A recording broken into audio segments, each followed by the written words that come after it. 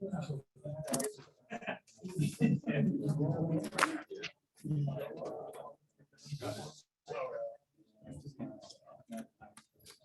the next challenge.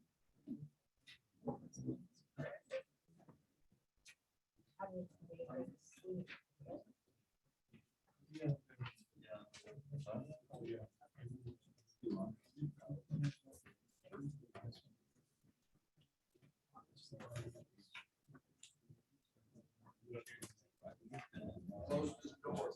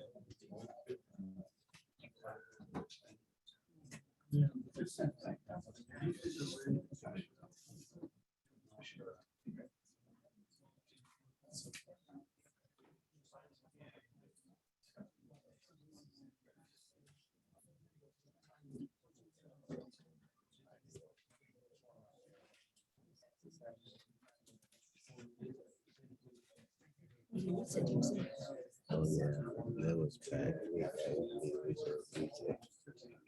Oh my gosh.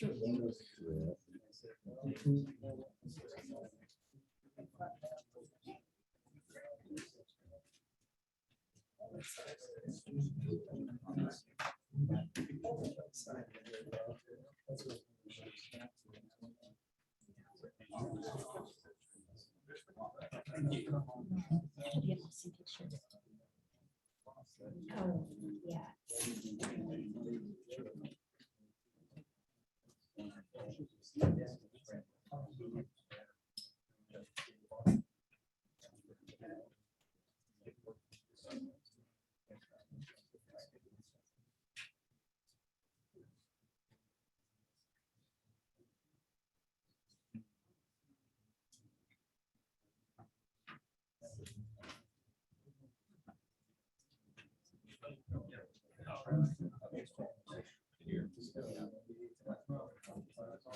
Here you go, Mark. Mark. Ooh. And it's bad quarterback. Why you play fine. Were you a tackle? I was actually a linebacker. You were a linebacker? Yeah.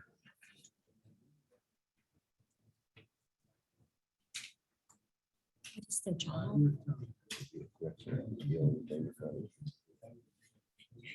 So you were just supposed to knock people over and throw them?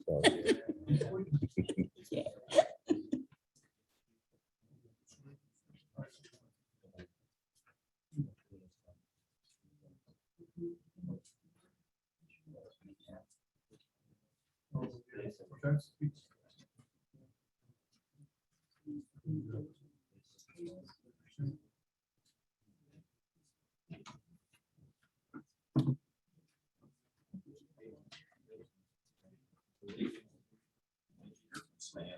No, I did not.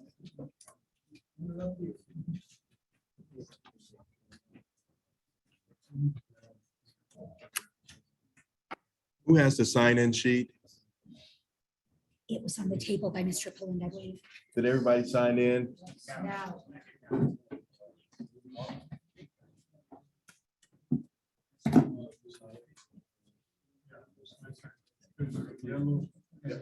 One of us is signed. Okay. If you haven't signed in, please do so. The sign-in tab is by the desk over there.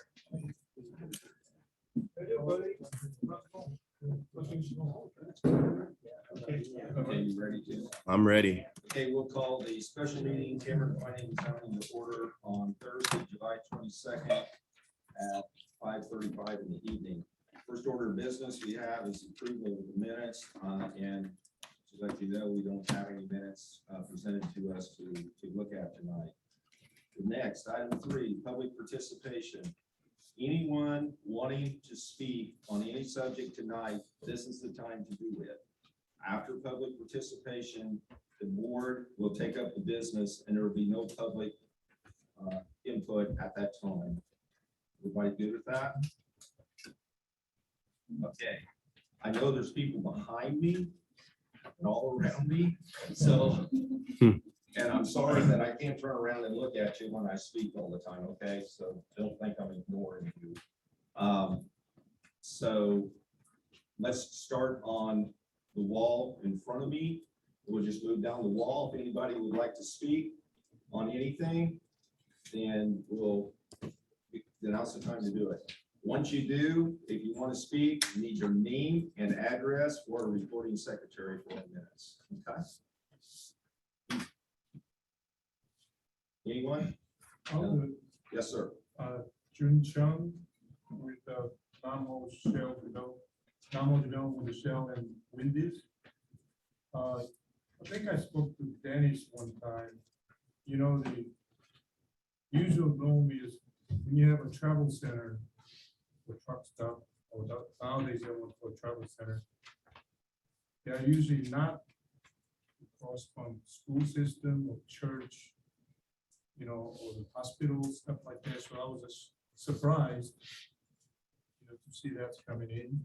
You know, obviously Mr. Bruce, and he's now CEO of the hospital. I'm sure he has a concern with emergency vehicle stuff. So, you know, we thought we'll be here, agree with you know, that concern. And we knew Mr. Loves, the founder, and his son, but from Oklahoma City. We lived in Oklahoma City 20 some years, from Musket Corporation. So we know them at the I-44 and I-35, the travel center they built there. So we go back a long way. We actually wanted to sell our property back in the 90s. They said, no, you gotta sell the one on the highway instead of where we are now. That's how far we go to history. I just hope that these guys don't know about us. We're not voicing green. Okay. You my address? Yes. I'll just put a 1522 Paul F. Griffin Road, Cameron. Okay. Got it. Thank you. Thank you. Next. Yeah, my name is Kevin Meister. I live at 11688 Northeast Woodridge Lane on the road right behind the hospital that heads down to south dead ends. I guess I'm going to voice my disapproval at the fact of the thought of having this truck stop out in that area. First of all, of course, with the hospital, but the location sure would be, in my mind, put in a better spot than where it's located. The overpass there right now is in really good shape. I work for a Magellan pipeline company, and our pipelines run through the Love's truck stop in Eagleville. So we literally run underneath there and right along the overpass. And I met with the state workers that take care of that area up there, and they spend a lot of time on that overpass, which is complete patches now because of that overpass. They said they have issues with, of course, trucks parking on the side shoulders, up and down the ramps every night, which is common. A lot of companies also contract with Love's, so the truck drivers, they literally have to buy it from Love's, which is no big deal. But the problem is a lot of these truck drivers run out a half mile, a mile on the off ramps trying to get to Love's. So the state's had kind of, the areas had a lot of issue with the drivers, you know, running out of fuel there also. And then unfortunately, along with truck stops, you also have the unfortunate, I guess, the homeless that travel from truck stop to truck stop. As you found out, Wendy's, we have them that right now are behind Wendy's, and they create an issue back there with the trash and other issues. To me, along with that, you're going to have, if we have a truck stop that Love's across from the hospital, they'll walk back and forth. In that 13 acres, they're just packed behind the Love's truck stop, the one towards the north that has the timber line. I see that as being the next homeless camp back in there. And then you have the subdivision right to the north there that butts up to that timberline with families and kids. And I guess I just can't see that being a win-win for our area. I guess I have other concerns, but I guess that's not it for this evening. Thank you. Thank you. Yes, could you repeat your name, please? Hey, Mike. Meister. Kevin Meister, thank you. Okay, on. Round one. I'll go first. No. Around the side. Mike. Okay, My name is Chris Smith. This is 11565 Woodridge Lane. That is the gravel road as well.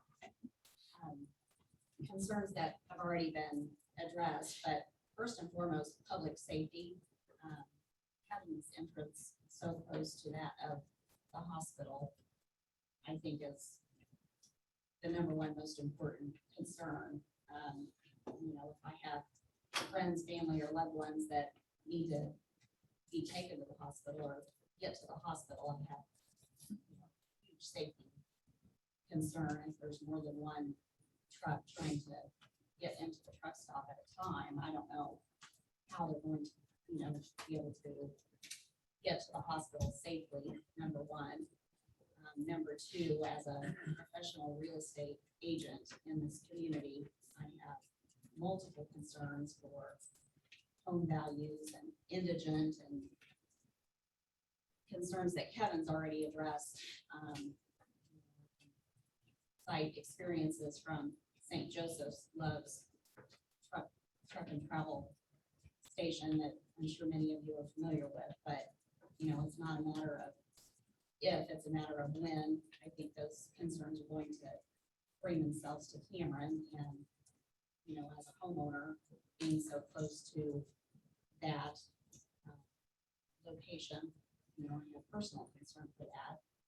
And as Kevin Meister has already addressed, we do have a 13-acre stretch right there very close that is just an open target for that community to populate.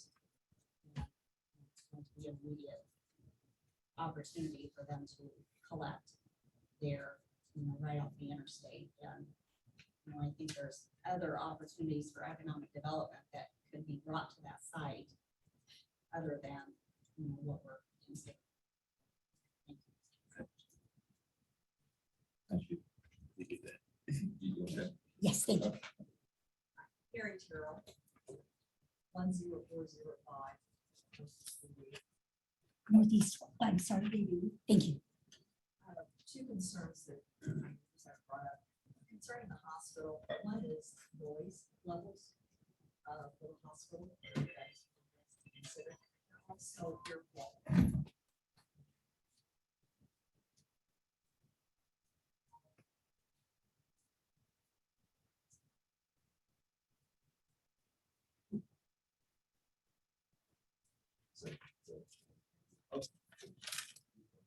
Yes, sir. Okay, David Just. 6525 Southeast Frost Road, Cameron. I'm also on the hospital board. But primarily from the last meeting, what I mostly discussed was logistics. And there were some leftover issues I felt from that particular meeting. We talked about inadequate roads for semis turning onto BB Highway. Okay.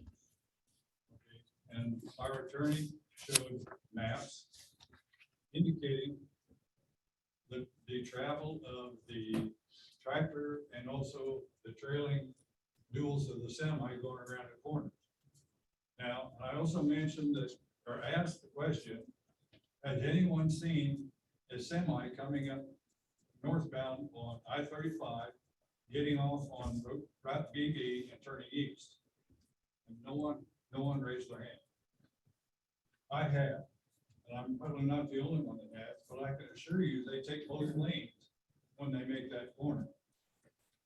Now, Drew Bontrager indicated that that northbound ramp off BB or off onto BB would have to be widened to ease the turn onto BB.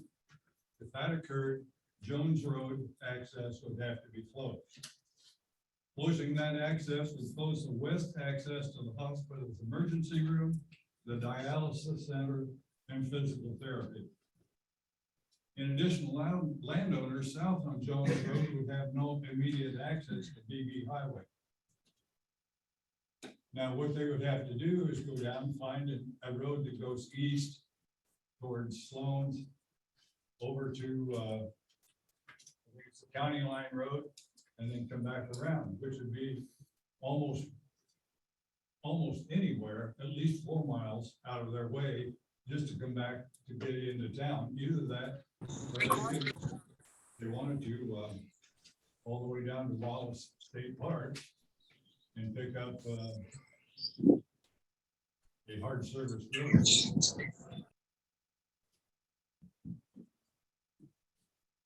In addition to the wide turn required, and surely you people have seen on the back of some semis, wide turns required. Like down in the city, even the buses have. The school bus goes by my place every afternoon during school at about 3:15 to 3:30. Takes up all of Frost Road and all of Double E Highway to turn north. It's no different than the semi. You got a tractor with a 53-foot trailer, or even worse, a double bottom. They take a lot of road to get around that corner. And we're talking about coming up a narrow off ramp to BB Highway, then some 600 trucks a day making that turn and going into a potential truck stop. I'm sorry, but the main entrance for those trucks is directly across from the hospital's main entrance.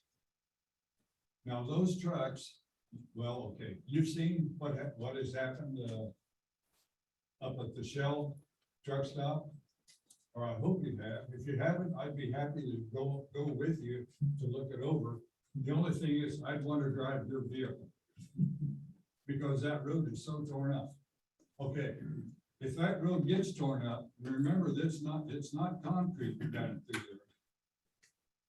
So it's going to get torn up. And not only then is the access torn up for the truck stop, but you've also eliminated essentially the main access to the hospital. Now, to me, that's a problem. I said last week, and it was echoed, that in order to have a satisfactory relationship with a hospital and a truck stop on the other side, there should be a 5-lane highway with a center turn lane. Well, 4-lane with the center turn lane would be the fifth lane. Now, in order to do that, it doesn't start right at Jones Road, or it doesn't start right at the exit. We've got a bridge there that is going to require some widening, I guess you'd have to say. In other words, it would need to be totally reconstructed. In addition, I said one time, well, I've spent a great deal of time watching semis turn. I've even spent time up at Wendy's, just sitting there watching what it takes, even though that appears to be an outstanding corner for trucks to turn either right or left coming out of what would be the Shell truck area. Those turning east, have the outside lane on Bob Griffin Road, and they have to turn a 90-degree angle going east. Now, it is 2 lanes going east, no problem there, but they can't do it just to the outside lane. They have to take both lanes. The same thing is going to be true on BB Highway. There's no way around it. Now, a a 53-foot trailer with a tractor in front of it is going to take, from my observation, 40 to 60 feet to get straightened out to get to the outside lane. A double bottom, and I saw two of them come up alongside me on the 36, Interstate 35, exit onto 36 highway. And they take twice that much room just to get straightened around to where all their duals, back duals are on the road. Now, I did see coming to the hospital one morning. I come down, BB and double E and 69 highway, get on 36 to come over to the interstate. There was a trucker coming from the east, made the corner and went into the southbound ramp heading towards Kansas City. He cut it a little bit short, and the rear duals of his semi went off the road into that grass. And that's a drop of about like that. And the way that trailer tilted, if he had had a load on that shifted, he was going over right there. Okay, if you take a look at the exit ramp off BB southbound, after they come across the bridge, you've got that same potential. Now, one of the other things that I was really concerned about when having watched one morning, seven semis from one pickup, come up 35, get off on the on-ramp to 36 highway and turn east.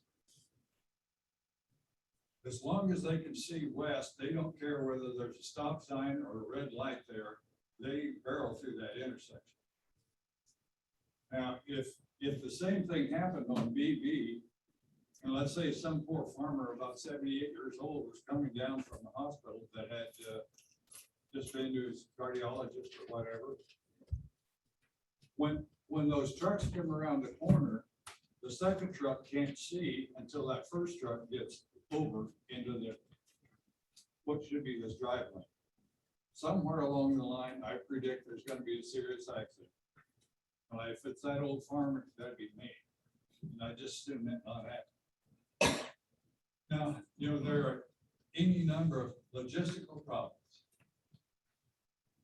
That road is not designed for 600 semis a day coming in and out of that road. Have nothing to do with whether Love's is a good truck stop or not. The logistics, of the transportation available to those trucks is probably the worst you could find. And that's it. One more thing. I was concerned about the I'll leave it at that. Thank you very much.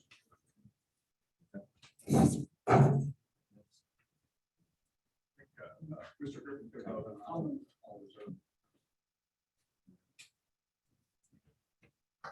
My name's Cale Griffin. I think I know a majority of the people in here. I'm an attorney here in Cameron. My address is 416 North Walnut. I represent Jim Terrell in regards to the Love's truck stop proposal. I apologize if I'm going to be a little redundant on some issues. I'll probably try to get in a little more detail. But getting down to the first brass tacks, if you look over the site proposal from Love's, it has listed the proposed land use as a truck stop. This land is listed as C2 General Commercial District.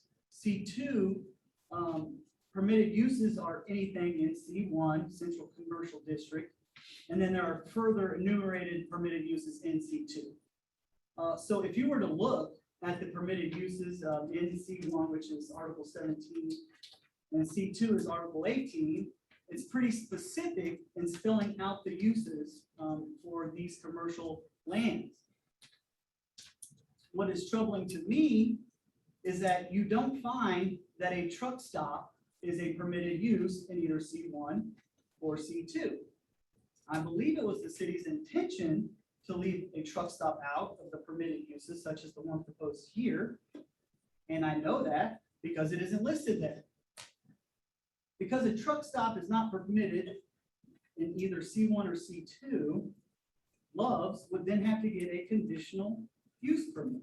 And it should have to get, one, which it has not done in this case. A conditional use permit is governed by Article 31 of the Cameron zoning codes. As you might be aware, like I just mentioned, Love has not applied for conditional use permit for their truck stop. And as such, the procedures and requirements have not been followed or met here today. Further, City Code under Chapter 11 makes it unlawful for any person to use or occupy any trailer coach except in a mobile home park district. The definition in the code for a trailer coach is any vehicle or structure designed and constructed in such a manner as will prevent occupancy as sleeping quarters for one or more persons, and so designed that it is or may be mounted on wheels and used as conveyance on highways or city streets. That definition would match perfectly what a semi-trailer would do in the 124 to 114 spots Love has behind their stop. Those spots are designed specifically for trailer coaches to park in and sleep in.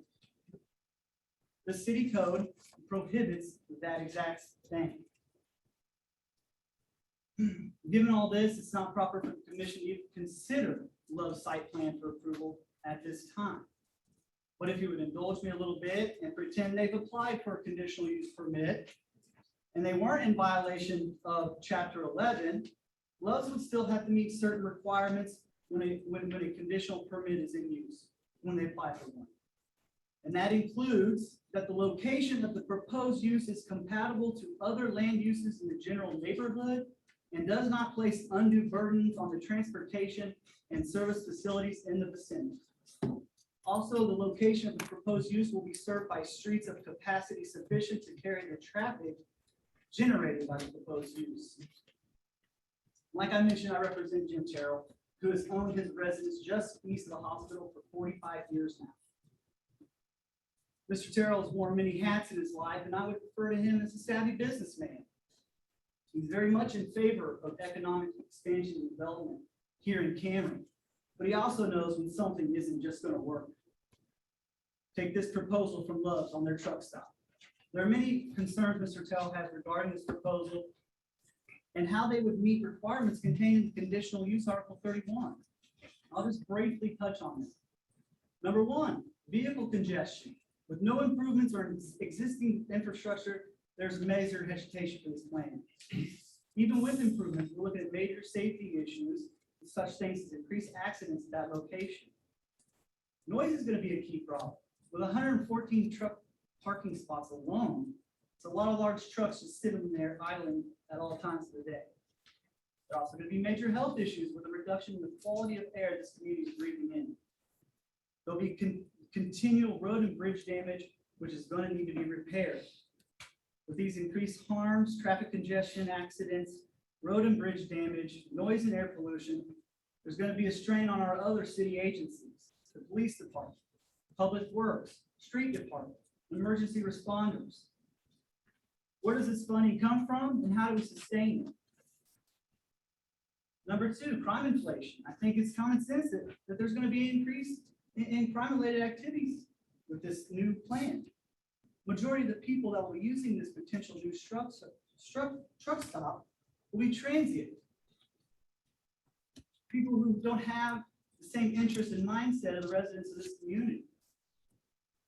Also, in this northwest area of Missouri, we've got a pretty big problem with illegal drug usage. This truck stop on I-35 is going to increase the presence of drugs in this community. I-35 is one of the longest and most used highways in this country. And not only do we have to be wary of an increase in drug presence, there's always an ever-growing worry about human trafficking. Truck stops like the one proposed here right off I-35 are one of the most prevalent venues for human trafficking. I don't want that for this community. So crime inflation, like things I just mentioned, only lead to one result: lesser quality of life for residents of this community, and even greater strain on law enforcement and emergency responders. Number three, property value decline. The residents around this area are gonna see a sharp decline in their property values due to increased vehicle congestion, noise, air quality, all the stuff I mentioned.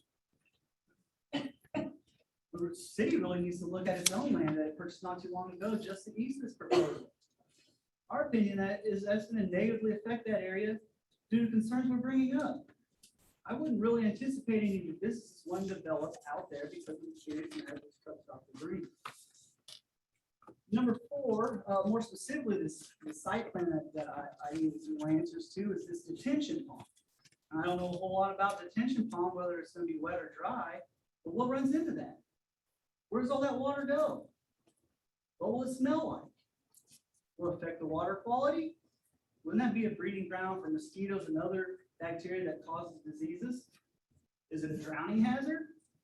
There's a residential subdivision just north of that proposed detention pond. How's it gonna affect the lives of those people that live there? These troubles in and of themselves staying low give my client great worries for the citizens and patrons of Cameron. Because that's who's most important here. Now, I haven't even mentioned one of the most major factors is there's a hospital right across the road. The community's only hospital within 30 minutes. This is the biggest apprehension Mr. Terrell has. The impact and burden it's going to place on our community's hospital. It will be a huge burden for the hospital and will unduly affect its transportation, the health of the people going to and from there, and the ability to effectively serve its residents. Mr. Terrell is asking you not to even consider this application today because they have not even asked for a conditional use permit. It doesn't follow planning and zoning procedures. But he requests that if you do consider it, that you deny it because of the foregoing problems it will create. Thank you.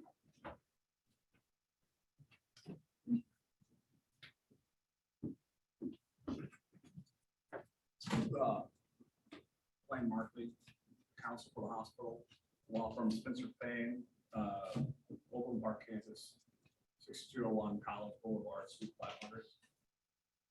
I think some folks have heard me present. I think the first time I talked about this subject was at the hospital in the cafeteria back in February. And, you know, Mr. Griffin echoed a lot of the issues that we raised that are backed up by FBI statistics and data that's out there and concerns. And you guys all know the hospital's mission is to serve the people of this community, providing them access to quality health care. And unfortunately, sometimes that health care is needed in an emergency. That's just the way it is. The city's ordinances, your charge, the council's charter aligns with that. Section 220 of the code requires the city council to enact ordinances for the benefit of the health of the inhabitants of the city and conducive to the welfare of the city. This is a duty that's imposed by Missouri statute. It's the duty of the council to pass ordinances and other measures conducive to the welfare of the city and to the proper carrying out of the provisions of sections 78.430 to 78.640 of the Missouri statutes.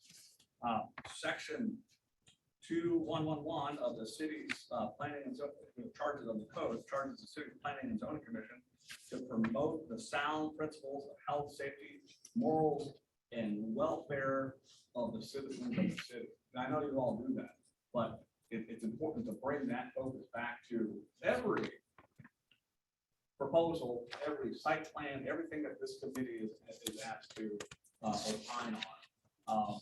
Is to keep that in mind. That's got to be applied to everything we do. As stated on the city's website, it's adopted the International Building Code. And in the purpose of the code, it includes that one of the charges of the code is to conserve the safety, life, and property from fire and other hazards attributed to the built environment, and to provide safety to firefighters and emergency responders during emergency operations. Another element, Mr. Griffin brought up some aspects of the city code which are directly applicable here, which I would agree with him on a lot of those points. This site plan as submitted in its proximity to the hospital, The way of zone is contrary to the city code.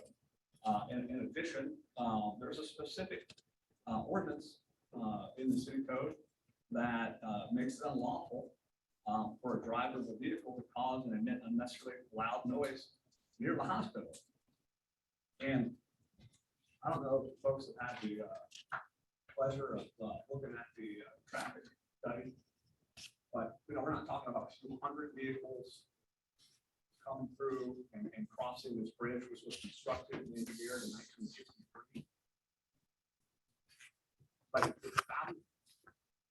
it's 5,000 and 6,000, and they're all not going to equally space themselves out to maximize the efficiency throughout the day.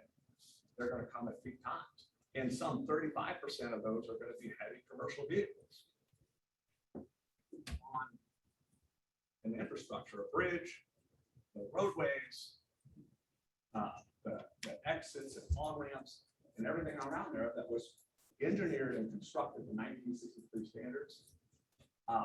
Something that bridge and that roadway doesn't meet the minimum standards for Missouri roadway today if it was to be constructed. It would not be constructed in the most remote area to those specs. That's what we're dealing with. And we're talking about the proposal from Love's that says we're going to bring 6,000 vehicles per day over this. So back to the hospitals. Mission, health and safety. And unfortunately needed to treat people in emergency conditions. The risk of death for trauma patients increases 5% for every minute that goes by. 5%. Doesn't sound like a lot. Tell it's you in the back of that ambulance that's got the extra minute, 2 minutes. Delays of just over 4 minutes in transport times of acute myocardial infarction and heart attack. Patients led to a higher 30-day mortality rate. So those are concerns that we raised back in February. In an attempt to, maybe mitigate those issues, the hospital has proposed and it's been working more formally now with the city about bringing some funding, improving the infrastructure. There, we've heard some guesstimates that the cost of this, and there's no access to funding. The hospital and its commitment to try to mitigate this situation. If the truck stop comes, the hospital, again, focus on patient safety. The hospital is attempting to, and investing money, substantial amounts of money, in mitigating the harm to patients and safety, which will come about because of inadequate infrastructure and 6,000 vehicles a day, burdening 1963 infrastructure. So the hospital itself has invested and retained Olson engineers to validate the traffic study, to look at the infrastructure and validate our concerns. And those concerns are valid. Olson Engineers has provided, and we've shared with the city, what a minimum, at a minimum, the infrastructure should be improved to. 3 lanes, new bridge. That bridge is 24 feet wide from inside wall to inside wall. That's barely enough for 2 semi trucks to pass one another. The minimums today they're looking at would be, that bridge would be well over 60 feet wide at a minimum. And the highways and the ramps to allow traffic to go in and out of there.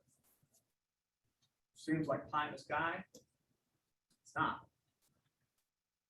Olson Engineers also given us a professional estimate of the cost of providing these improvements. Again, they say as a minimum, is to mitigate the risk to patients and the traffic flow is just over $13 million.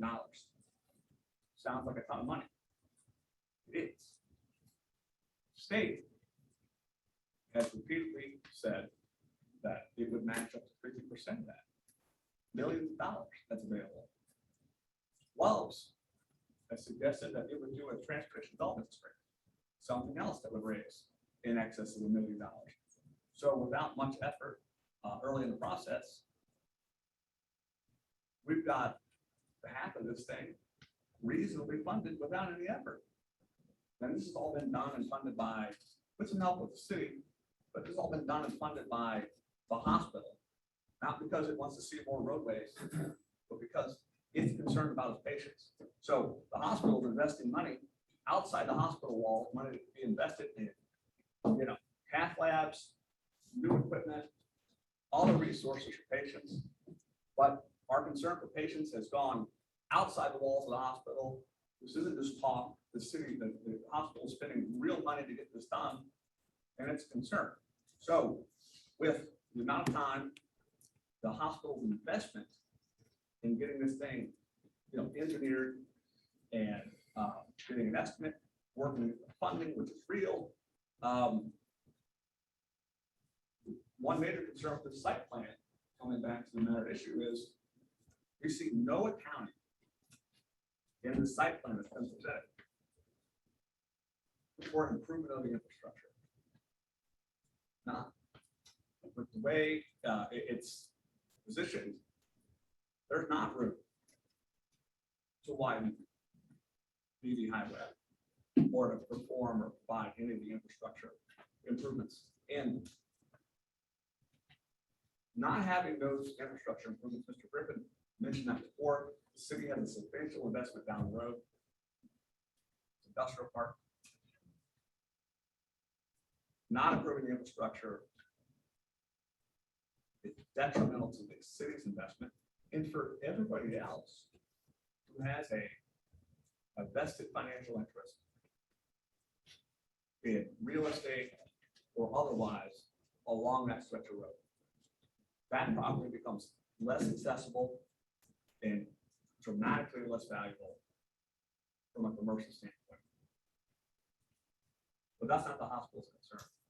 Again, the hospital's concern are the stats that I read that are from credible sources about the real impact to real lives, of patients seeking emergency care at our hospital. And the hospital is backing up its mission and its commitment to this community and allowing access with real dollars, and they'll continue to do so.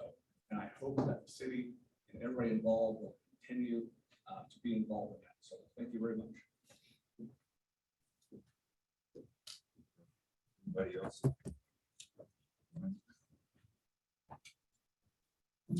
We got some people on Zoom. Okay. This is Tim Wimes, Community Development Director of City of Cameron. For those who's attending via Zoom, do you guys have any comments that you want to add to during the public participation? I do not.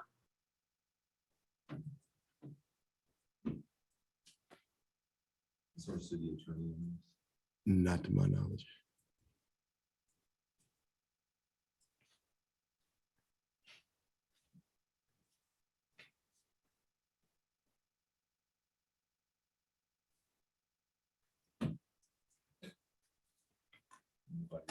No. Okay.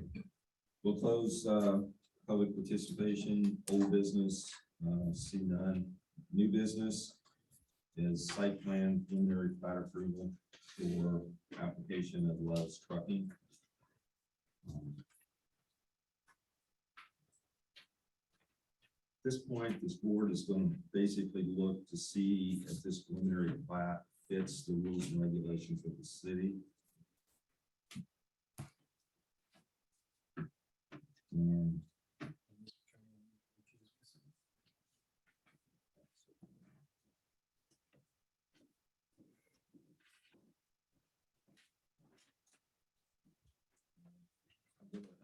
first, I'm just going to let Tim do an overview.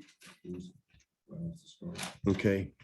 In you guys' packet, you should have received information regarding Love's Trucking application for one, site plan approval, and two, for preliminary plat approval. In that packet, there was a checklist for the preliminary plat. There was a site plan, stormwater letter regarding being able to meet the stormwater code for the city of Cameron.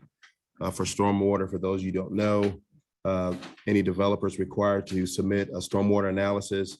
they submit that to city staff and we send that off to our third party engineering to verify basically if they meet our stormwater code. We did receive a letter back from our third party engineer stating that Love's Trucking did in fact meet our stormwater code, and there was some recommendations regarding the storm detention basin. When city staff gets an application for a site plan or preliminary plat, we go down that checklist and make sure we check all the boxes. I know earlier there were some comments about, Article 17 and Article 18. That property is zoned C2 general commercial. I have copies of Article 17 and 18 if you guys would like. I don't have many copies. Just off my notes in Article 17, one permitted use of service station, automobile parking lot, storage or parking lot, display room for merchandise to be sold at wholesale where merchandise sold is stored elsewhere. Any permitted use in 17 is allowed in a permitted use for number 18, business or commercial tire sales and service, including vulcanizing. I don't know what that means. Any other general service or repair establishment of similar character and restaurants within this site plan that's Love submitted. It's a service station for vehicles to get gas, large trucks to get fuel, restaurants, convenience store, things of that nature. I believe also Namho's Shell Station, their zone commercial too. So, they fit the criteria for a convenience store, travel center, gas station, whatever you want to call it. I can't, as a city staff, we look at what doesn't meet the intent of the code. I can't put my personal opinion in this. We just have to, just as well as the Planning and Zoning Commission, have to look at all the facts and make a determination whether or not it meets the code. And based on the information that they submitted, there was a staff report basically stating that they meet the code and recommendation for approval.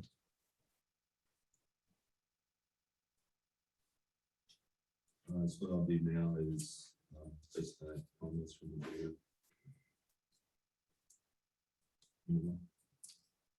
Tim, you've mentioned, staff have reviewed that and you've heard some of the objections that were brought up,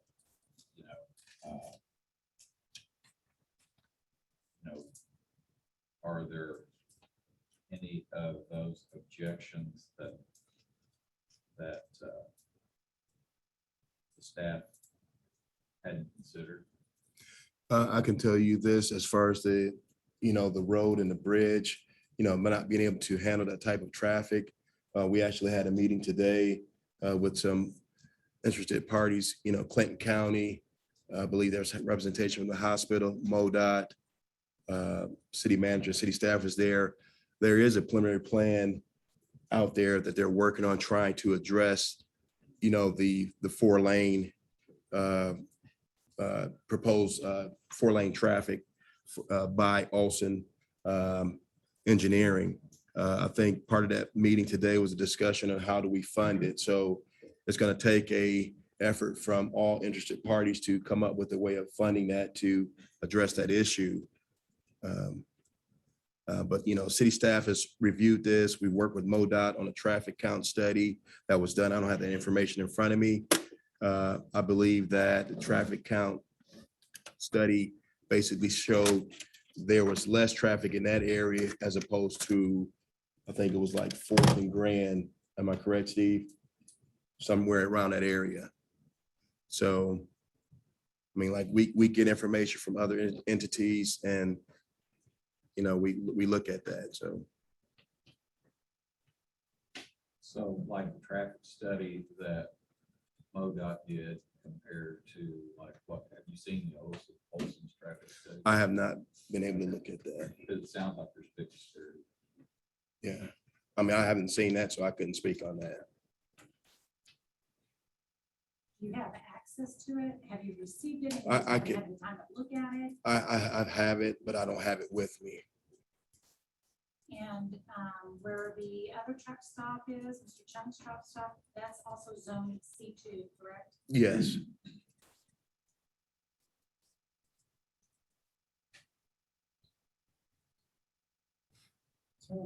I think from, I was gonna say from the technicality standpoint, it's not, it's, you can't call it a truck stop.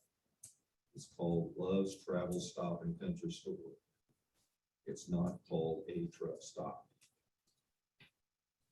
You can call it whatever you want to call it, but if you walk like that. No, it's called, and it's intended to be Love's Travel Stop and Country Store.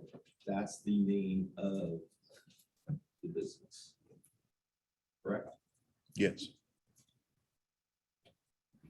So don't construe, and I'm here to mediate, I'm not here to take sides, I have not taken sides. But call it like it is.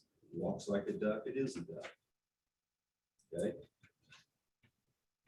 Love's Travel Stop and Country Store. Okay. Go ahead, sir. Tim, what I'm trying to understand is in the discussions with the city in terms of developing the site plan.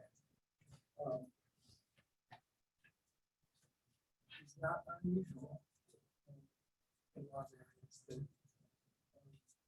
part of the site plan approval would also include conditions for the developer to develop offsite in conjunction with their project. Mhm. Is this ever, did we ever have a discussion, or was it the city's position not to impose offsite costs? That would be typically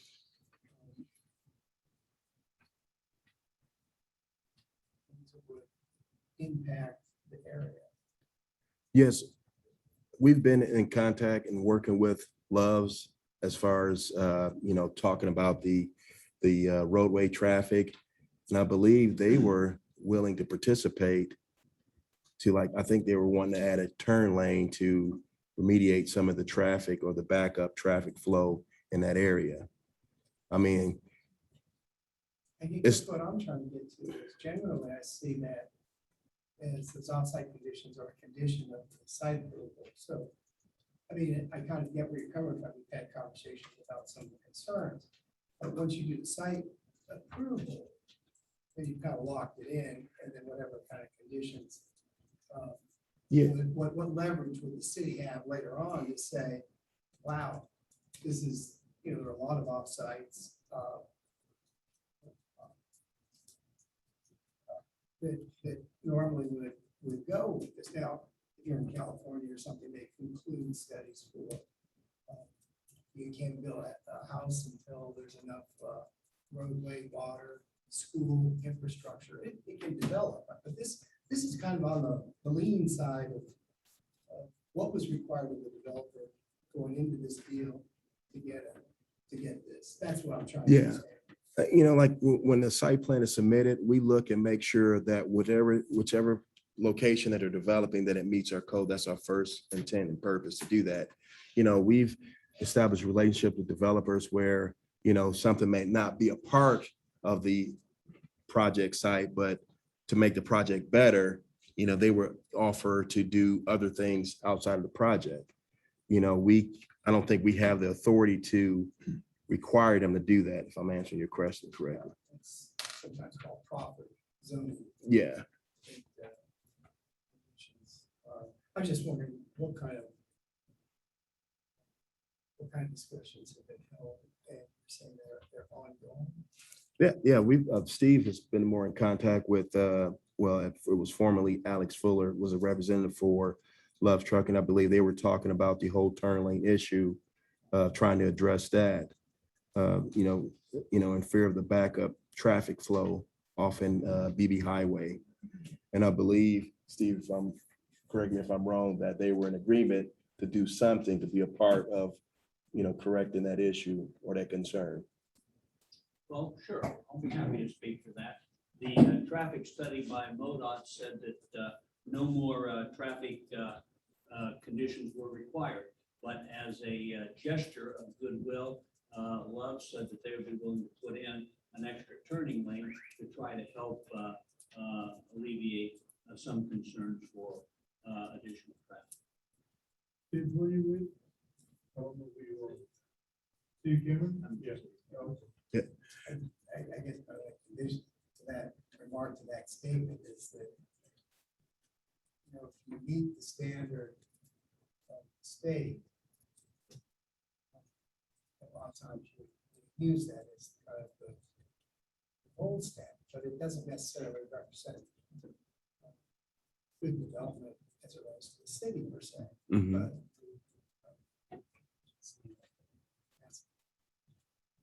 more specific, the early road, that will be completed, is that correct? Yes, that's actually going to be a private road. It's not going to be city owned and operated. That'll be completed as part of this. Yes, That will be the main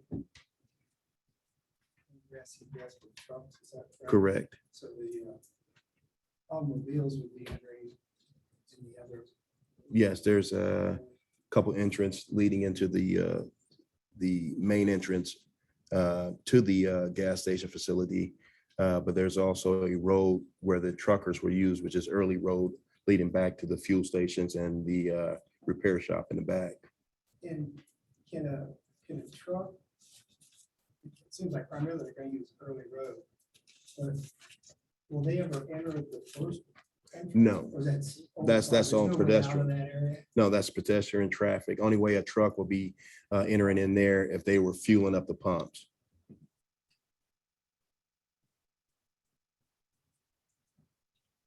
An early road from DB back to the, I guess it's a cul-de-sac. Yes.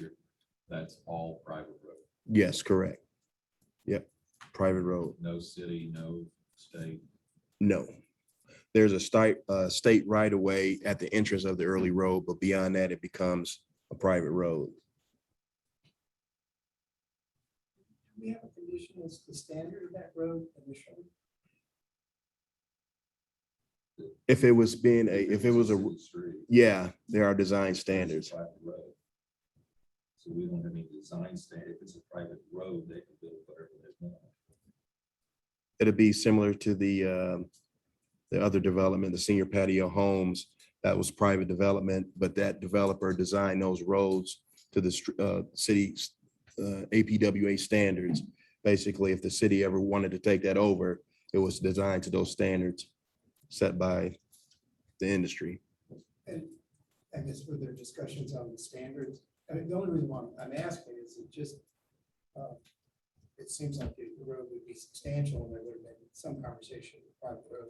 Yeah, It's going to have heavy loads, so therefore. Yeah. The standards that we're building to are, well, that hasn't really come to that point yet. we had a conversation with the engineer the other day, and they are on the line as well. They are going to build it to the city standards, but it's still a private road. So I think the hopes is in the near future, maybe the city would entertain the thought of taking over those streets, that street or road. Well, I mean, if you say that, then you kind of want to know what the road was, right? Yeah, but it's a private road now, so we can't dictate, say, you got to do X, Y, and Z. And I'm not saying that, just asking a conversation. Yeah, well, I'm And the thing is, I believe that they know what the city standards are for a city street.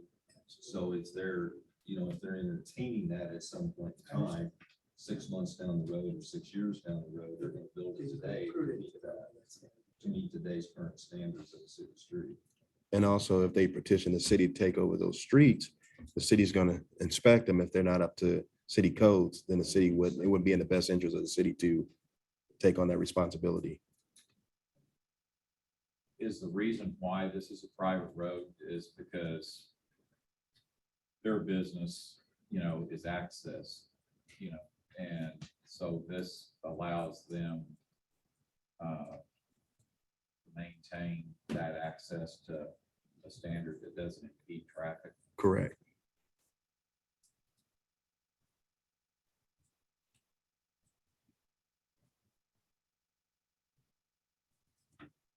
That's fine.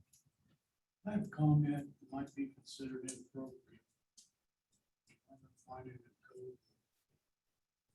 Besides the logistics of this whole thing, for some reason, I won't like it in the hospital to the church. To me, it deserves more respect. And I mean no disrespect to anyone here, than having a truck stop being built.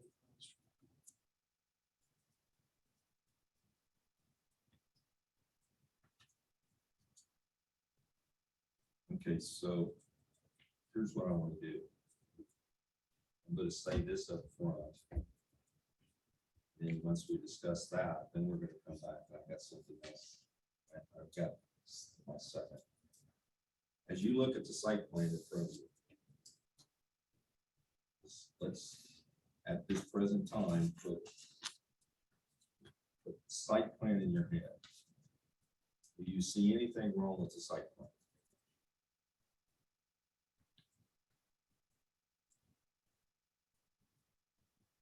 You mean as far as did it meet the That boundaries? does it, yeah, that is correct. Does it meet, does the site plan as is presented on the paper, does it meet the city's codes, rules, and regulations for construction in a C2 district? Does anybody see anything like that?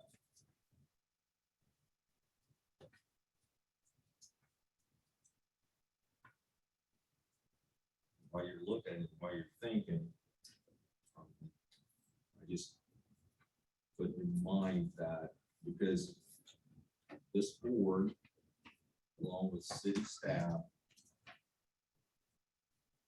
and anybody involved with the city has to look out for the liability of the city to make sure we're doing everything correct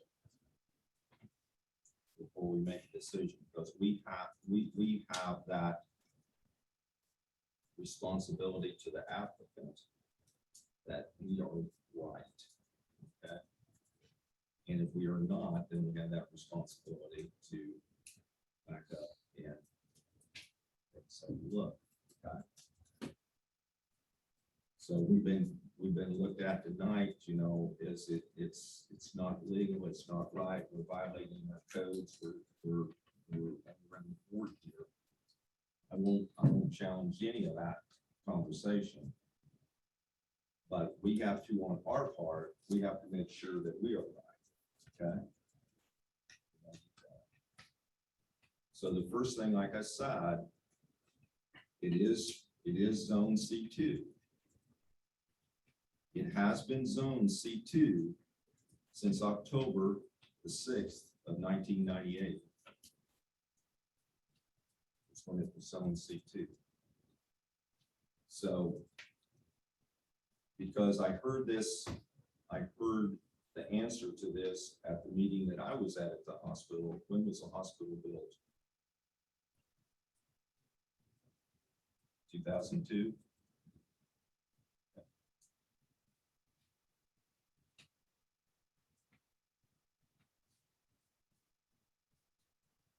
And I believe the hospital is zone C2. It's on the R. I think it's residential. It's R2. It's in Yeah. R2. Hmm. And if I'm not mistaken, the hospital area was annexed into the city limits and zoned R2 in approximately probably the 2000. I think so. Second time.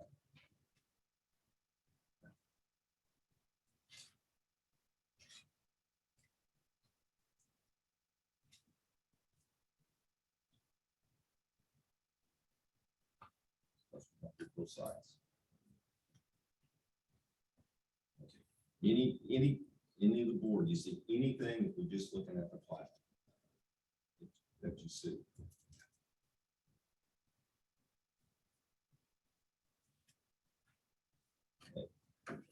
there's two things that I saw. That if we're only looking at the plat, there's two things that I saw. As Tim said, staff has went through the list. You have that in front of you. You see that it meets all the requirements for C2. It's a couple things that I saw just for the cleanup. One was on the road. There was kind of a discrepancy of a short part. I think the line probably maybe got drawn wrong or something, and that's being taken care of. And then two, you'll see there's lot 1 and 2. Okay. If you look at that plat, you'll see that the detention area is on lot 2. Okay. So that discussion has been brought up, and in order for the consistency of the lots of the platted area, I think Love's is looking at, basically, I got an email today that says is what they would do would be do a legal transaction that actually said that anytime lot 1 would be sold, lot 2 would have to be sold with it, and it'd be recorded with the deed. Okay. So you don't get into the issue with where like lot 2 would be sold off and the retention pond would go away. Okay. So that was the two things that I really saw. As I looked at the setbacks, everything else involved, and that was really about the only thing that I thought. I know city staff looked at this, but I don't know. But is any of the rest of the board? Yes. Hey, Mike, I had a late conversation with Brandon Hightower today. The boundary lines are not portrayed correctly on the plat. So they're gonna make that adjustment. It's basically gonna shift the boundary line to kick the private road out. You mean like it's not part of the project. It's not their road. So the boundary line for the private road is just shifting to the west.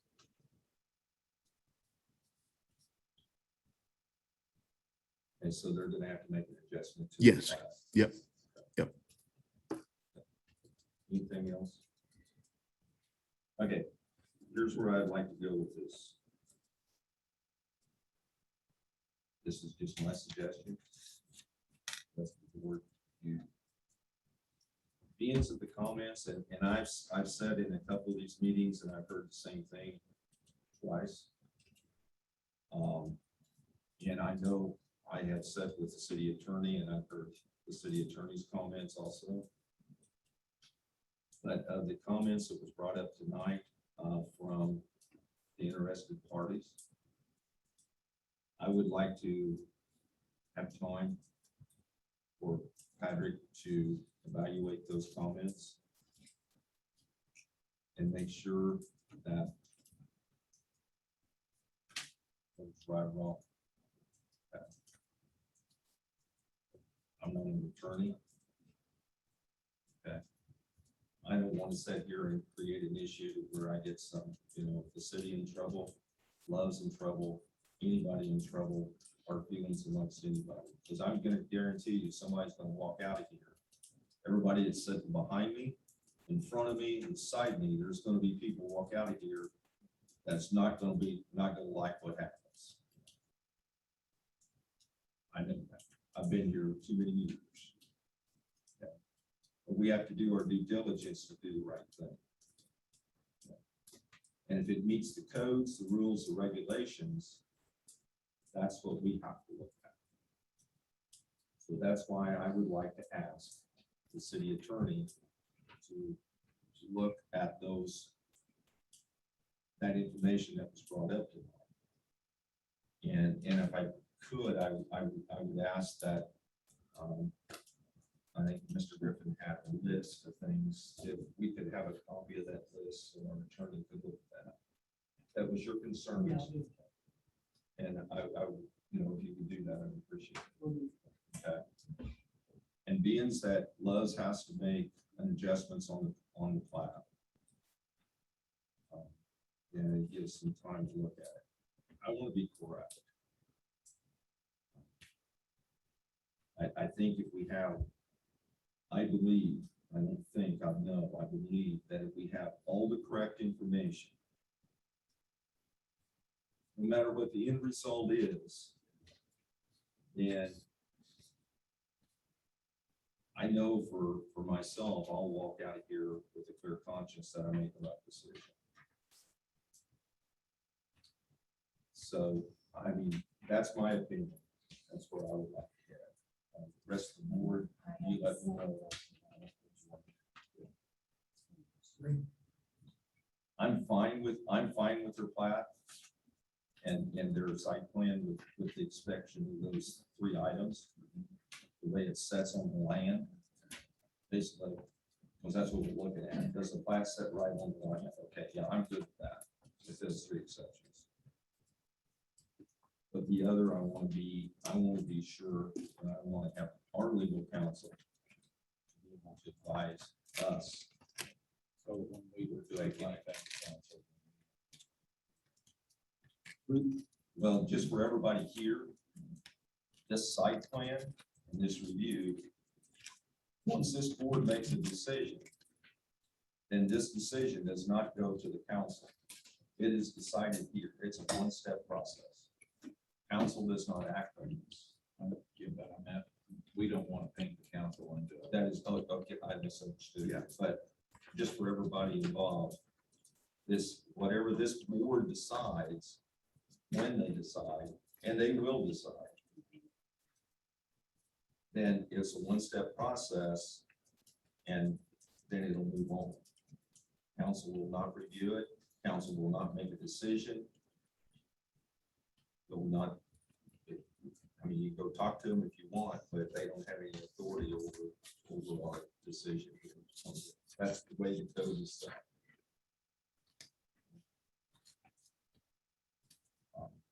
That's what I feel about it. I mean, I see them, yeah, that's what we want to do. No, yeah, there's just a couple of things on this list that I don't feel like I could vote without a couple of answers on it. You know, you can, and I totally get it, and I totally do. You can construe names, you can construe this, you can change it around just a little bit and give it a different meaning. And I want our legal counsel to advise us on this. Okay with you, Tim? Oh, yeah. And I'm not opposed to after our city attorney Patrick looks at that. Because I know that the hospital wants to know, and I know that Love's wants to know.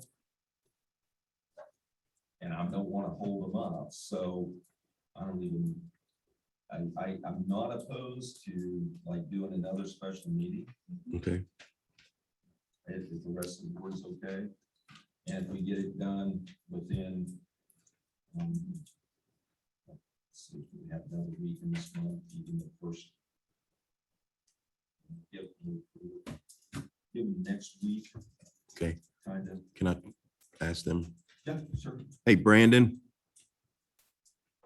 Yeah, are you able to hear the conversation regarding the concerns and the plan with getting with our city attorney to look at this and answer some of those concerns that the citizens have? yeah, I can hear. Okay, well, I'll talk to him tomorrow. If Mr. Griffin can get me that information, I'll set up something to talk to our city attorney and try to, have a turnaround as far as talking to you tomorrow, Friday, so. Do we have, let's say this, we have one more week. Mhm. Yeah, one more week. If you can get the turnaround and the questions answered, if Patrick can do that for us, I'm not opposed to setting another special meeting next Thursday night. Okay. Did you hear that, Brandon? Yeah, I heard it. Okay. Because it's not gonna do any good to drag it out. Let's get her fixed. Let's make it happen. Okay. One or another, let's make it happen. Okay. So, And who was that with? I've got some questions before I'm willing to vote on the business. So, and is that traffic study that Olson had, is that in PDF form? I don't have that. I've never seen it. I think is what I want to do. And I know I was at the hospital meeting and I have the traffic study from Love's right here. And I can ask the hospital attorney. I'm pretty sure that MoDOT did their own traffic study. Am I correct? They did not. But they reviewed it. MoDOT's 80% to prevent mistakes from The traffic study I have is a MoDOT traffic study. Okay. So, I mean, it's where I'm going is what I'm Okay. doing. I just want to know if, because that is not a city street. That is not city right of way. That is hospital. I mean, not hospital. That is State. MoDOT. BB Highway is MoDOT. Evergreen is MoDOT. The ramps are MoDOT. The bridge is MoDOT. So I know from working with MoDOT on different projects that we've done here, they have the authority over the city on that stuff. Mhm. For roadway. Okay, am I correct? Yep. So I don't know whether I was thinking that MoDOT looked over this traffic study. But it's all I hear all the time, because I have to go with facts, not what I think. If MoDOT looked over this and said, hey, this is accurate and this will work, then I have MoDOT saying, hey, we're okay. We're okay for this many years or whatever, because I think this goes up to 2040, if I'm not mistaken. And it's their thoroughfare. So I'd like to find that out too. And Patrick may know that. And Steve may know that too from working with him just a little bit.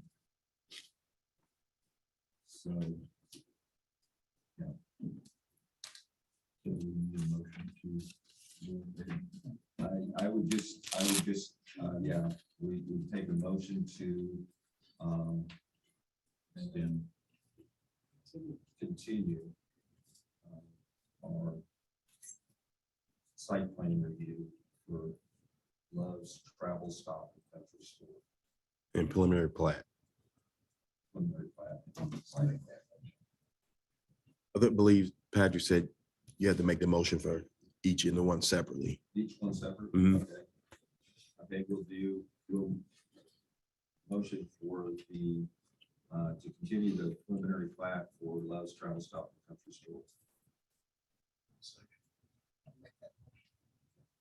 Motion second, all in favor say aye. Aye. All opposed, motion carried. Need another motion, entertain a motion to continue the, Site plan. continue the site plan review for Love's Travel Stop and Country Store. Second. Motion is second. All in favor say aye. Aye. And we'll try to, if everybody can get together with all the information that we requested, to set that up for next Thursday night, 5:30.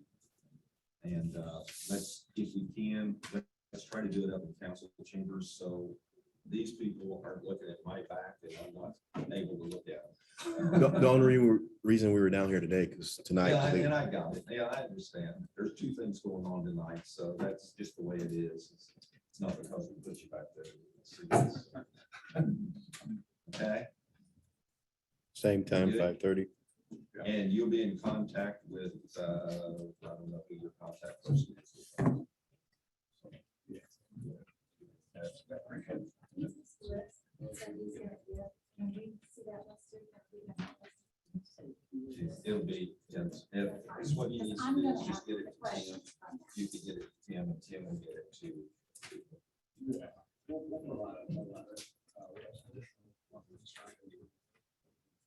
Be the 29th. We do. Be the 29th. The 29th. So Tim, Yes. you'll send that exact thing, they're sending the package to me. Mhm. Yep. 7/29, 5:30 council chambers. Yep.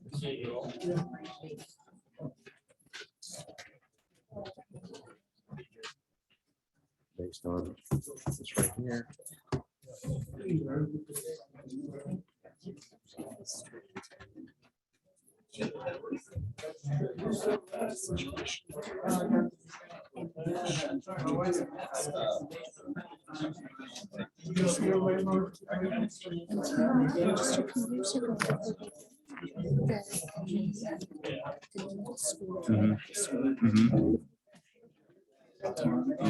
School district. I heard That's that. why the driveway was split. Yeah, I heard that. So it's not like they haven't tried to find stuff. Yeah. It's not a challenge. Hold on. Are you guys still there, Brandon? Yeah. Okay. All right. Sorry for the inconvenience. We're gonna try to get this turned around as quickly as possible. I'll be in contact with you tomorrow. Right now, we're gonna wait till some of these people clear out, and then we're gonna continue our planning and zoning meeting. Okay. Is there All right. any need for me to be on here? No, Dig. You guys, if you guys want to hop off, you can. It was motion to bring it back next Thursday. You know, so we'll basically, I'll set that up. I'll send a Zoom link to you guys. Miss Debbie. All right. All should right. someone- Sounds I good. think. Thanks, guys. Appreciate it. You still have to continue on the second paragraph. Gotcha. Mr. Steve asked, and I don't think he knew that. Okay. Or he may have just been joking. They're not adjourned, they're coming back. They have one more thing. Okay. Randy Kerner. Second approval for Randy Kerner. Any controversy? No. Yeah. I'm going upstairs to the park for you.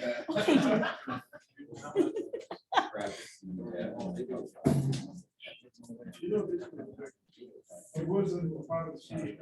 We get part of it, I don't remember that.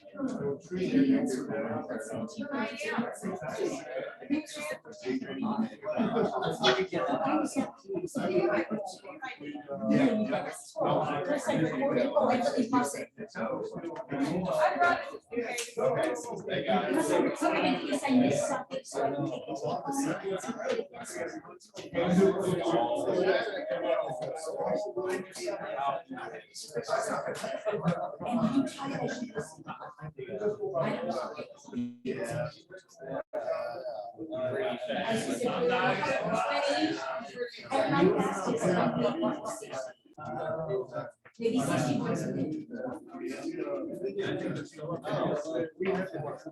you gotta cover that too.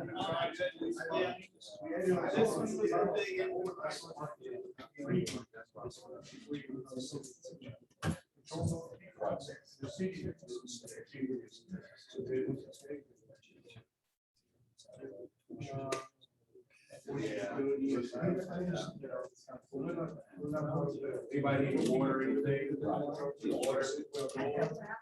That's part of it, that's right outside the door, past the elevator. You're gonna get all the copies. Get all of it.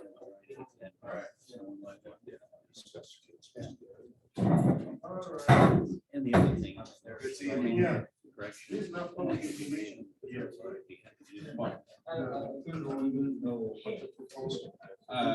haven't been approved yet.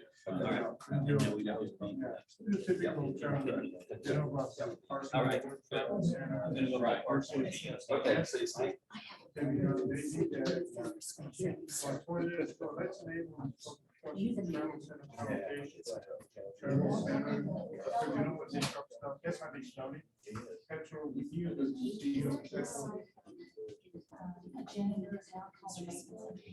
Yeah, yeah. Yeah, there you go. So there's a check card was retired. TAs 2008. One of the days with all the money spent. Probably based on the $10.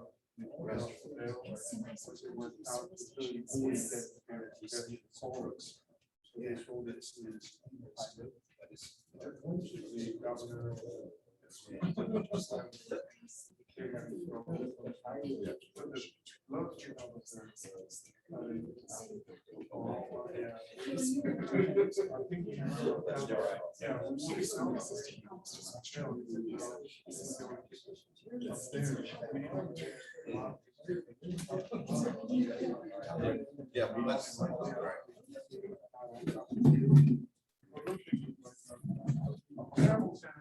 she, the Randy Colonel representative step, there she is right there. Oh, that's what you're here for. Sorry. Yep. Take care. Yep, thank you. Okay. See you. Hey, take care. Yep, thank you. See you Good later. job. You got a red breed. See you, buddy. Okay, Delvin's kind of caught outside, so we're just gonna move on. Next we have on item B, site plan review for application from Randy Curno. Is what this is. I'll just kind of go over what it actually is. If you remember when Randy Curno was building and the original site plan, there was discussion in the works to purchase some property from MoDOT to extend their parking lot to the north. Okay, and when they and then they finally got that done, the land was actually purchased from MoDOT. And also during the stormwater planning process, the stormwater was actually designed to be able to incorporate that addition to the north. Okay.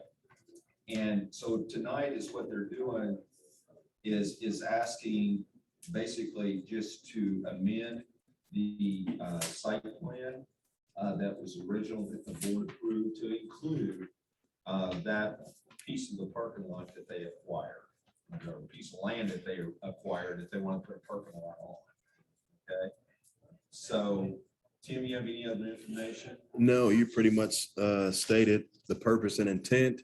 I've supplied you guys with additional documents that was at your seats, showing the quitclaim deed or the recorder of deeds for the deed information for the property, the legal description for the property, and in your package, we received a updated revised site plan.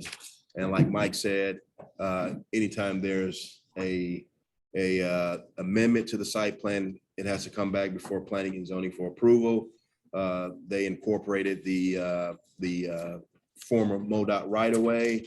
We sent that to Trans-System, or communicating with Trans-Systems, and the original stormwater analysis plan basically included the MoDOT right of way. So, Are there any questions? Just a quick question. Yes. The boundaries, I guess I'm just confused as to where are how's this boundary work? Maybe I'm not. Oh, where it's at? Well, which is which? I mean, what, the original site plan ended basically right here. okay, so what's the new added area? Right here. It's right where it says cloud. That's the cloud. Yeah. They were originally trying to purchase it. So this is the line? That's the property line. Right, that's just. Yeah, yeah. So the property line. is Yeah. here. It's an entire right of way. Yeah, Yeah. yeah, I was just trying to find a property line. Yeah. I got you. All right. Gentlemen, what we're doing, we're looking at Randy Curno's, it's acquired property that they want in that, if you remember, for the parking lot that they was trying to acquire from MoDOT. And they finally got that purchased, and all the documents are here that shows that they own it. Trans-Systems looked at it. When it was designed, it was designed for the stormwater to be able to incorporate so it all meets standards. So, any other questions from the board? Meeting Senator, do you have any comments for us? Okay.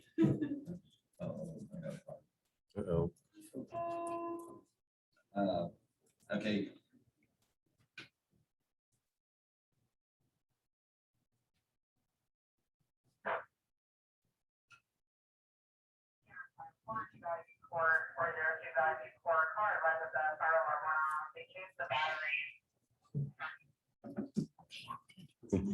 Okay, if no other questions, I entertain a motion from the board to I make the motion that we accept the revised plan of Randy Kernow Chevrolet Buick and GMC. Motion in a second, any more discussion? Hearing none, all in favor say aye. Aye. All opposed? Motion carried. So park the cars out there. Okay, thank you.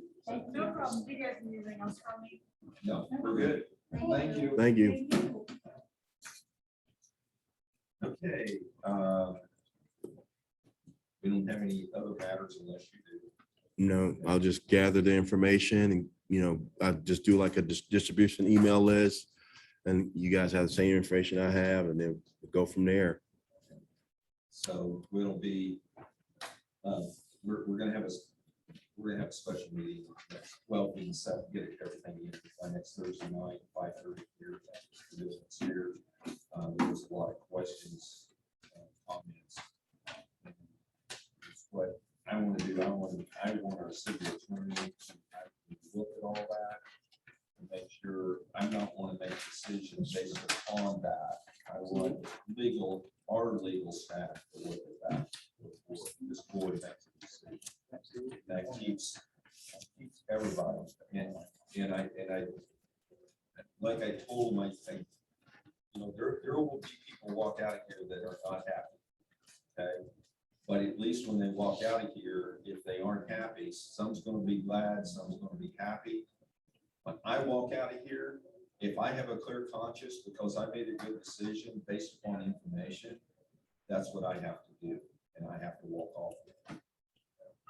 If I couldn't, if I don't do it that way, I could not do this. So, good. I have one quick question. I have one. Mr. Jackson, I forgot to record in the minutes. Did you recuse yourself before the public participation or after? I forgot to do that. After public participation, and then when it went to board discussion, yeah, got it. Thank you. I'll write that down. Now, if they can't get it by next Thursday, then we'll just take it up in our regular schedule. We'll talk about that. I think with the questions that you're probably going to, or those comments that Tim's going to get, I'm pretty sure that Patrick's going to be able to answer those pretty fast. Yeah. Because the meeting that I was at the hospital, he pretty much covered all that. Okay. But I want him to cover those specifically, how they was brought out tonight. Okay. And any other information that's brought out by anybody else at the time is gonna have to go back and sift through again, because I'm not gonna get put in the middle of something that's not legally correct. Okay. I guess I can state it that way. Anyway, entertain a motion to adjourn. Okay. I have one other Yes. thing. Is it possible to have Patrick available, even by Zoom? Just Yeah, so we he can- had a conflict tonight, Okay. and I provided him the Zoom link just in case. Okay. So I would, Just so, it may be something, if we meet again and there's point raised and there's questions, then maybe it'll save us from having to do another. Yeah. Okay, All right. I'll make a motion that we adjourn. Motion second, all in favor, say aye. Aye. All opposed, motion carried. No. all right, for those who attended via Zoom, the meeting has adjourned. Thanks for attending. Thanks, Tom.